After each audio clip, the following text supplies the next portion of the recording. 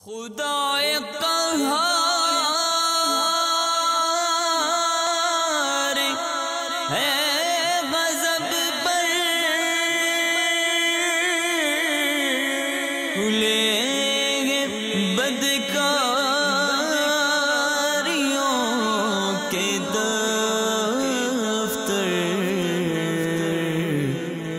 بچا لو آ کر شفیع محشر،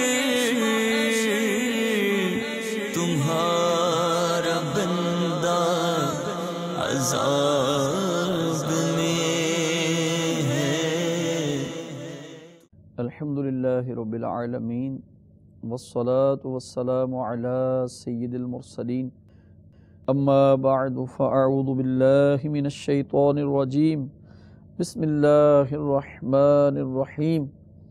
الصلاة والسلام علیک یا رسول اللہ وعلی آلک واصحابک یا حبیب اللہ، الصلاة والسلام علیک یا نبی اللہ وعلی آلک واصحابک یا نور اللہ۔ میٹھے میٹھے اسلام بھائیوں، مدنی چینل کے ناظرین، سلسلہ غضب الہی عز و جل میں ہم آپ کے لیے ایک موضوع لے کر حاضر ہوئے ہیں۔ اس میں صحابہ کرام علیہم الرضوان کا مذاق اڑانے والوں کا انجام بیان ہوگا۔ پہلے درود پاک کی فضیلت سن لیجئے۔ سرکار مدینہ صلی اللہ تعالی علیہ وآلہ وسلم ارشاد فرماتے ہیں، تم اپنی مجلسوں کو مجھ پر درود پاک پڑھ کر آراستہ کرو، کیونکہ تمہارا مجھ پر درود پاک پڑھنا بروز قیامت تمہارے لیے نور ہوگا۔ صلو علی الحبیب صلی اللہ تعالی علی محمد صلی اللہ تعالی علیہ وسلم۔ قرآن و سنت کی بات کو توجہ کے ساتھ سننا چاہیے۔ اللہ تبارک و تعالی قرآن پاک میں ارشاد فرماتا ہے، پہلا پارہ سورۃ البقرہ آیت نمبر 14، بسم اللہ الرحمن الرحیم۔ وَإِذَا لَقُوا الَّذِينَ آمَنُوا قَالُوا آمَنَّا وَإِذَا خَلَوْا إِلَى شَيَاطِينِهِمْ قَالُوا إِنَّا مَعَكُمْ إِنَّمَا نَحْنُ مُسْتَهْزِئُونَ۔ ترجمہ کنز الایمان۔ اور جب ایمان والوں سے ملیں تو کہیں ہم ایمان لائے، اور جب اپنے شیطانوں کے پاس اکیلے ہوں تو کہیں ہم تمہارے ساتھ ہیں، ہم تو یوں ہی ہنسی کرتے ہیں۔ تفسیر صراط الجنان جلد نمبر 1 صفحہ نمبر 80 پر آیت مبارکہ کے اس حصے انما نحن مستہزئون یعنی ہم تو صرف ہنسی مذاق کرتے ہیں، اس کے تحت لکھا ہے۔ اس آیت سے معلوم ہوا کہ صحابہ کرام علیہم الرضوان اور پیشوایان دین یعنی دینی پیشواؤں کا مذاق اڑانا یہ منافقوں کا کام ہے۔ آج کل بھی ایسے لوگوں کی کمی نہیں جو اپنی مجلسوں اور مخصوص لوگوں میں علماء، صلحاء اور دینداروں کا مذاق اڑاتے ہیں، ان پر پھبتیاں کستے ہیں، اور جب ان کے سامنے آتے ہیں تو منافقت سے بھرپور ہو کر خوشامد اور چاپلوسی کرتے ہیں اور تعریفوں کے پل بھی باندھتے ہیں۔ یوں ہی ایسے لوگوں کی بھی کمی نہیں جنہیں مذہب اور مذہبی نام سے نفرت ہے، اور مذہبی حلیہ اور وضع قطع دیکھ کر ان کی طبیعت خراب ہو جاتی ہے۔ اللہ تعالیٰ ان لوگوں کو ہدایت عطا فرمائے۔ یاد رہے کہ انبیاء کرام علیہم السلام کا مذاق اڑانا کفر ہے، یوں ہی صحابہ کرام علیہم الرضوان کی بے ادبی کرنا یہ گمراہی ہے۔ اسی طرح علم کی وجہ سے علماء دین کا مذاق اڑانا کفر ہے ورنہ حرام۔ غور کیجئے، علم نہ ہونے کے سبب بری دوستی کے سبب، سٹیج ڈرامے دیکھنا، پھر اس سے بندے کی طبیعت پر جو اثرات مرتب ہوتے ہیں وہ انسان کو غلط طرف لے کر چلتے ہیں۔ انسان کو ماں کے پیٹ سے تھوڑی گستاخ پیدا ہوتا ہے، پھر جیسا اس کو ماحول مل جاتا ہے ویسے اس کی طبیعت بن جاتی ہے۔ میرے مرشد گرامی بانی دعوت اسلامی امیر اہل سنت حضرت علامہ مولانا محمد الیاس عطار قادری رضوی ضیائی دامت برکاتہم القدسیہ فرماتے ہیں کہ طبیعت تربیت سے بنتی ہے، تو جیسی تربیت ہوگی ویسی طبیعت ہو جائے گی۔ اب ہم نے جن دوستوں کی صحبت پائی ہے وہ مذاق کو اچھا سمجھتے ہیں، یعنی مذاق اچھا لگتا ہے ان کو، تو پھر ہماری طبیعت بھی ویسی ہو جاتی ہے۔ اسی طرح ایسے لوگ ہمیں مل جاتے ہیں جو دین سے دور ہوتے ہیں، یعنی بے علم ہوتے ہیں، انہیں پتہ نہیں ہوتا کہ یار یہ جملہ منہ سے بولیں گے تو بے ادبی ہو جائے گی، یہ بات نکالیں گے تو اس کا یہ انجام ہوگا، یہ بات ہم نے اگر کہہ دی تو اس کا شرعاً یہ حکم ہوگا، یہ انہیں پتہ نہیں ہوتا۔ اور پتہ کہاں چلنا ہے؟ علماء کے پاس۔ علماء کے پاس جاتے نہیں ہیں۔ نگران شورا اس کے بارے میں فرماتے ہیں کہ ایسے لگتا ہے جیسے یہ پری پلان ہے کہ علماء سے لوگوں کو دور کیا جائے، ان لوگوں کا مذاق اڑایا جاتا ہے، ان کے بارے میں لطیفے سنائے جاتے ہیں۔ یہ وہ چیزیں ہیں، یعنی دینی پیشواؤں کا مذاق اڑانا منافقین سے چلا ہے۔ وہ ہمارے صحابہ کرام علیہم الرضوان کا مذاق اڑاتے تھے۔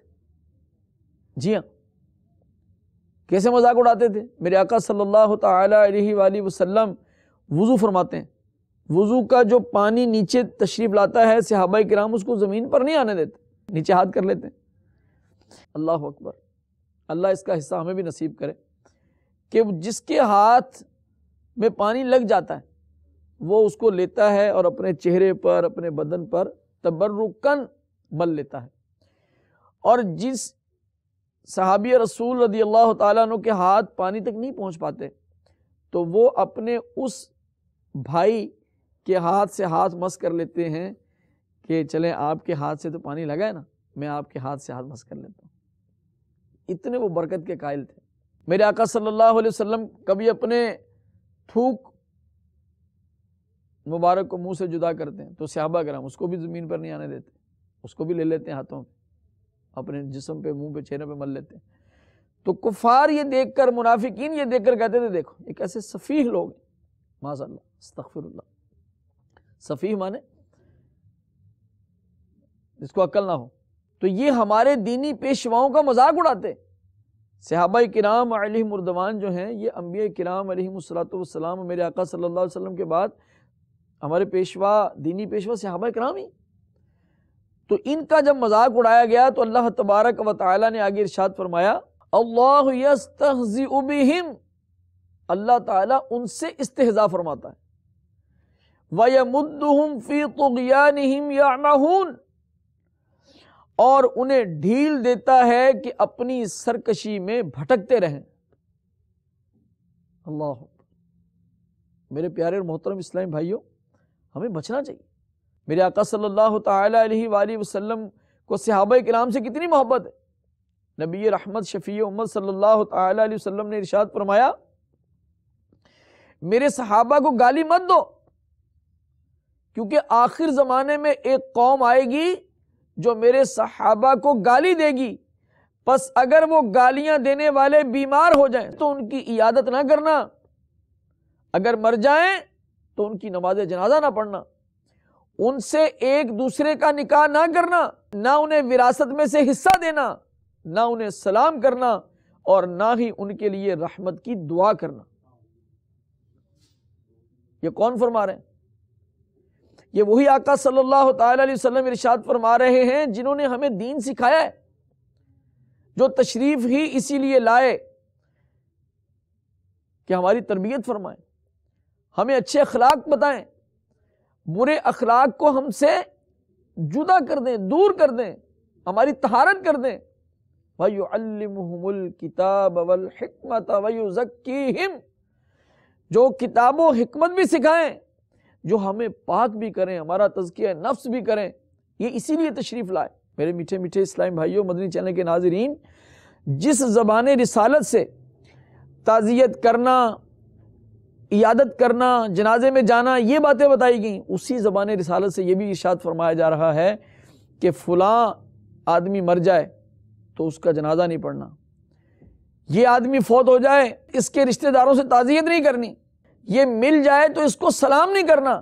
اللہ اکبر، ٹھیک ہے، بالکل صحیح ہے، ہم ایسے ہی کریں گے۔ کیوں؟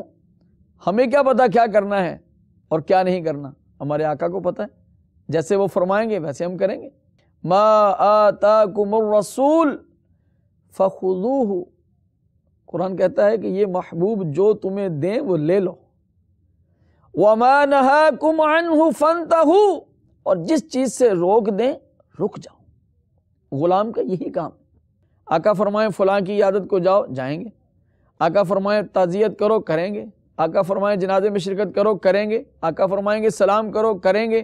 آقا کریم صلی اللہ تعالیٰ علیہ وآلہ وسلم ارشاد فرمائیں کہ ان کے لیے رحمت کی دعا کرو، کریں گے۔ آقا فرمائیں ان سے نکاح کر لو، کر لیں گے۔ اور آقا کریم صلی اللہ تعالیٰ علیہ وآلہ وسلم فرمائیں ان کے جنازے میں نہیں جانا، نہیں جائیں گے۔ ان کے ہاں فاتح کے لیے نہیں جانا، نہیں جائیں گے۔ ان کے لیے دعا نہیں کرنی، نہیں کریں گے۔ ان کے ہاں نکاح نہیں کرنا، شادیاں نہیں کرنی، رشتہ داریاں نہیں کرنی، تو نہیں کریں گے۔ کیوں؟ بس عقل قربان کن بپیش مصطفیٰ صلی اللہ تعالی علیہ وآلہ وسلم۔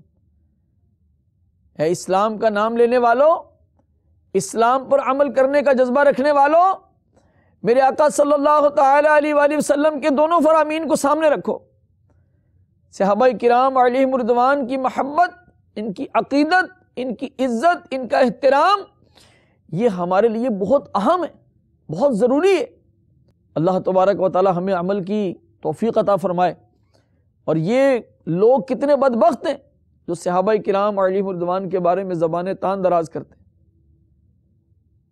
صحابہ کرام علیہم رضوان کے دور مبارک کی بعض جنگوں کا تذکرہ کر کے تو صحابہ کرام علیہم رضوان کی شان میں ہرزہ سرائی کرتے ہیں، فلاں حق پہ نہیں تھے، وہ حق پہ تھے۔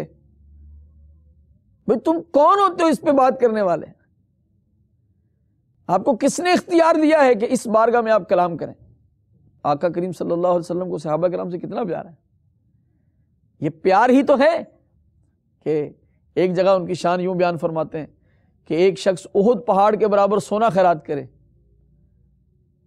اور میرے صحابی رضی اللہ تعالیٰ عنہ ایک مٹھی جو خیرات کریں تو وہ پہاڑ برابر سونا ان کی مٹھی جو کے برابر نہیں ہو سکتا۔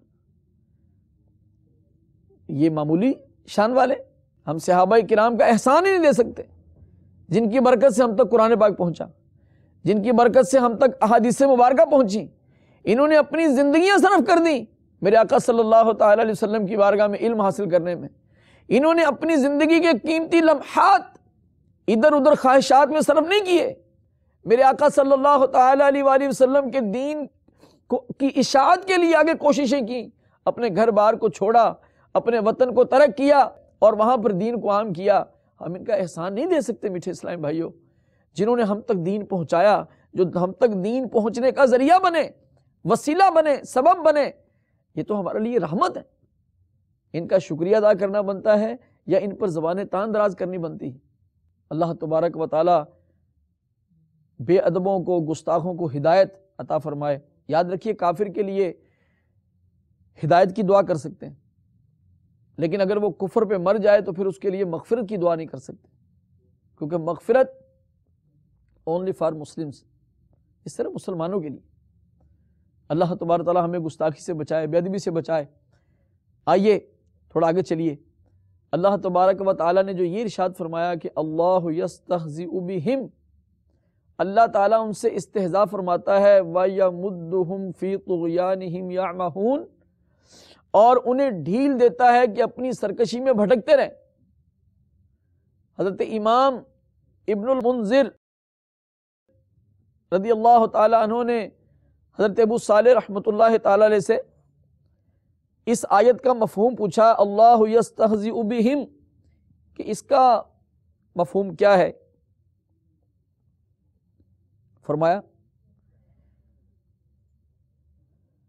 کہ جب دوزخی دوزخ میں چلے جائیں گے تو انہیں کہا جائے گا آؤ دوزخ سے باہر نکلو. جو دوزخ کے دروازے ہوں گے نا وہ کھول دیے جائیں گے. جب وہ دوزخ کے دروازے کھلے ہوئے دیکھیں گے تو دوڑ کر آئیں گے اور نکلنے کا ارادہ کریں گے. جب بالکل دروازوں کے قریب پہنچ جائیں گے تو دروازے بند کر دیے جائیں گے. جب دروازہ بند کر دیا جائے گا تو یہ پھر واپس چلے گئے. اب ان کا باہر آنا، دروازہ بند ہونا، ان کا واپس گرنا، یہ سارا منظر جو ہے یہ اس وقت مومنین جنت میں بیٹھے ہوئے دیکھ رہے ہوں گے. اور اللہ تبارک و تعالی قرآن پاک میں 30ویں پارے میں اس کو یوں بیان فرماتا ہے، ان الذین اجرموا كانوا من الذین آمنوا یضحکون. ترجمہ کنز الایمان، بے شک مجرم لوگ ایمان والوں سے ہنسا کرتے تھے. میں آپ کو تھوڑا سیاق و سواق کے ساتھ یہ آپ کو سنا رہا ہوں تاکہ پورا مضمون آپ کے ذہن میں بیٹھ جائے. یعنی آج ان کفار کو تکلیف دے کر، عذاب دے کر، جہنم کے دروازے پر بلا کر ان کو جو پھینکا جا رہا ہے، اور مومن جنت میں بیٹھ کر یہ نظارہ کر رہے ہیں اور خوش ہو رہے ہیں، یہ کیوں ہے؟ تھوڑا پیچھے جائیے کہ جب دنیا میں یہ زندہ تھے نا تو دنیا میں یہ صحابہ کرام کا مذاق اڑاتے تھے. کیسے مذاق اڑاتے تھے اب وہ بیان ہو رہا ہے. بے شک مجرم لوگ یعنی کفار، کون کون؟ مثل ابو جہل، ولید بن مغیرہ، عاص بن وائل وغیرہ، یہ جو کافروں کے سردار تھے، یہ ایمان والوں سے ہنسا کرتے تھے. کون ایمان والے؟ حضرت عمار، حضرت خباب، حضرت صہیب، حضرت بلال رضی اللہ عنہم اجمعین. فقراء مومنین جو تھے ان سے یہ ہنستے تھے. وَإِذَا مَرُّوا بِهِمْ يَتَغَامَزُونَ، اور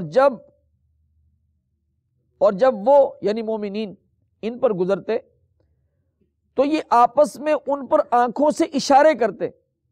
مولا علی شیر خدا رضی اللہ تعالی عنہ ایک بار مسلمانوں کی ایک جماعت میں تشریف لے جا رہے تھے. منافقین نے انہیں دیکھ کر آنکھوں سے اشارے کیے اور مسخرگی سے ہنسے اور آپس میں ان حضرات کے حق میں بیہودہ کلمات کہے.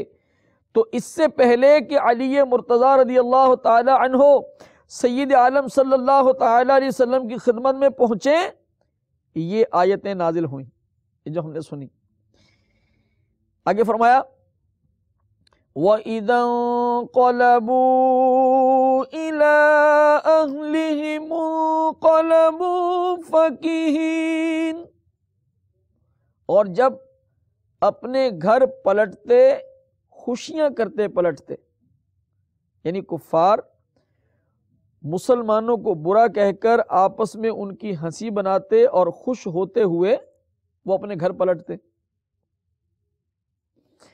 وَإِذَا رَأَوْهُمْ قَالُوا إِنَّ هَٰؤُلَاءِ لَضَالُّونَ،